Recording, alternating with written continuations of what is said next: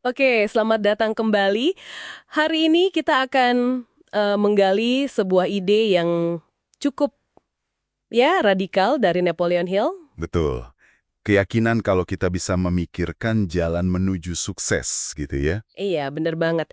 Sumber kita kali ini bagian-bagian awal dari buku legendarisnya Think and Grow Rich. Buku klasik itu. Nah, misi kita nih memahami fondasi filosofi Hill soal kekuatan pikiran yang katanya bisa membentuk realitas kita. Sebuah konsep yang dia sebut rahasia ya, yang didapat dari Andrew Carnegie. Persis. Dan ini bukan cuma omongan motivasi biasa loh, tapi argumen tentang bagaimana pencapaian itu bekerja. Jadi ceritanya kan dimulai dari tantangan Carnegie ke Hill muda. Dia diminta mendedikasikan, 20 tahun hidupnya Lama banget ya. untuk meneliti orang-orang sukses, cari formulanya, terus sebarkan, biar semua orang bisa pakai. Gila sih proyeknya. Ambisius banget. Dan yang menarik, Carnegie itu percaya formulanya bukan cuma soal bisnis atau cari duit aja. Oh iya, terus soal apa dong? Ini soal prinsip fundamental yang menurut dia bisa merevolusi pendidikan. Katanya sekolah waktu itu nggak ngajarin cara mikir yang benar buat sukses. Jadi lebih ke pola pikir universal gitu ya, untuk mencapai sesuatu? Tepat. Makanya dia mau Hill menyebarkannya. Nah, Hill sendiri kan menekankan kalau rahasia ini bukan teori kosong.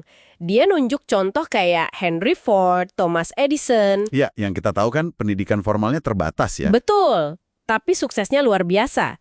Jadi, menurut Anda apa sih yang mau Hill tunjukkan dengan contoh-contoh ini terkait rahasia itu? Implikasinya jelas banget sih. Rahasia ini bekerjanya itu melampaui ijazah atau latar belakang formal. Ada sesuatu dalam cara mereka berpikir dan bertindak. Cara mereka menerapkan prinsip ini. Itu yang lebih kuat. Jadi kuncinya di aplikasi, bukan cuma tahu teorinya. Oke. Lantas, apa sih inti rahasia yang disinggung di awal buku ini? Dia kayaknya lugas banget ya. Iya, dia bilang gini, semua pencapaian, semua kekayaan yang diperoleh berawal dari sebuah gagasan. Wow, berawal dari gagasan, pikiran. Titik awalnya di situ. Dia nyebut ini landasan untuk kesadaran sukses. Kesadaran sukses? Apa tuh maksudnya? Semacam mindset gitu? Kayaknya gitu. Semacam pola pikir yang otomatis fokus dan mengharapkan sukses. Dan dia nggak biarin ini ngawang-ngawang.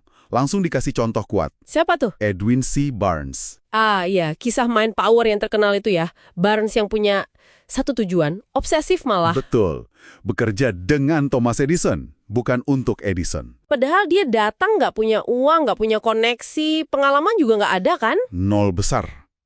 Tapi modal utamanya itu justru yang nggak kelihatan tapi paling kuat. Keinginan membara, burning desire. Keinginan yang membara ya. Dia nggak punya rencana B. Datang ke kantor Edison, penampilannya kayak gelandangan katanya. Tapi di kepalanya, dia udah melihat kemitraan itu.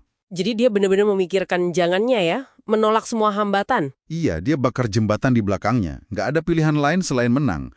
Dia harus dapat tempat di sisi Edison. Dan keyakinan sekuat itu sampai Edison pun bisa merasakan atau melihatnya ya. Akhirnya dikasih kesempatan. Nah, itu dia.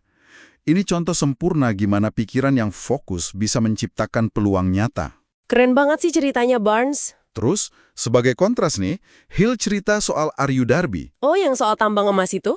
Iya, dia berhenti gali tambang emas. Padahal tinggal 3 kaki lagi katanya sebelum nemu urat emas besar. Aduh, sayang banget. Kenapa dia berhenti? Karena dia menyerah sama yang namanya kekalahan sementara. Dia pikir udah gagal aja gitu. Wah, Pelajaran ini membekas banget buat Darby.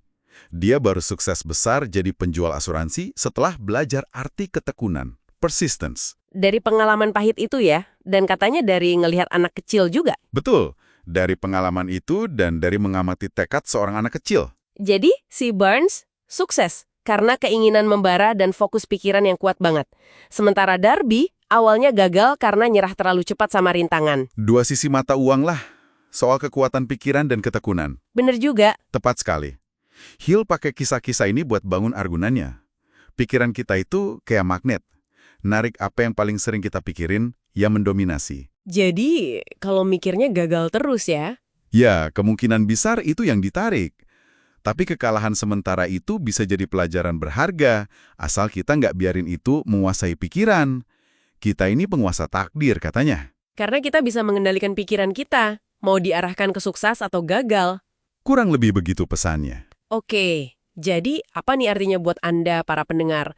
Pengantar buku ini intinya bilang gini ya, perubahan besar dalam hidup itu mulainya bukan dari luar. Tapi dari dalam diri Anda, dari gagasan yang Anda pilih untuk dipegang teguh, Diperkuat sama keinginan yang membara tadi? ditambah keyakinan dan ketekunan.